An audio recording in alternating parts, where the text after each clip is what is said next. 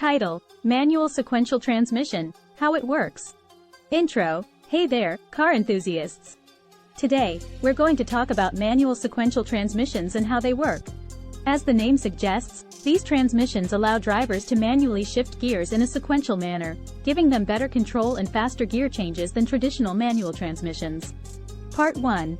Basics of sequential transmission. To understand how a sequential transmission works, let's first understand the basics of a manual transmission. In a manual transmission, there are two shafts, the input shaft and the output shaft. The gears on these shafts mesh with each other to change the speed and torque of the car. A sequential transmission, on the other hand, uses a drum or a stack of discs with grooves that engage with dog teeth on the gears to change gears. The gears are arranged in a sequence, and the driver can shift up or down the sequence by pushing or pulling the shift lever. Part 2. How shifting works. When the driver pulls the shift lever to engage the next gear, a mechanism called a selector fork moves a collar to engage the dog teeth on the next gear. As the collar engages with the dog teeth, the two gears are locked together, transferring power from the input shaft to the output shaft. The process of shifting is much quicker than in a traditional manual transmission since the gears are in a sequence and the driver doesn't need to move the shift lever across a gate. Part 3.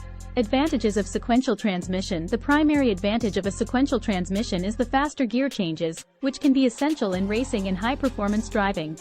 Additionally, since the gears are arranged in a sequence, there is less chance of accidentally engaging the wrong gear. This feature can be especially useful in high-pressure situations like racing. Part 4. Disadvantages of sequential transmission. However, sequential transmissions also have some disadvantages. One of the biggest disadvantages is the cost. Sequential transmissions are more expensive than traditional manual transmissions due to their more complex design.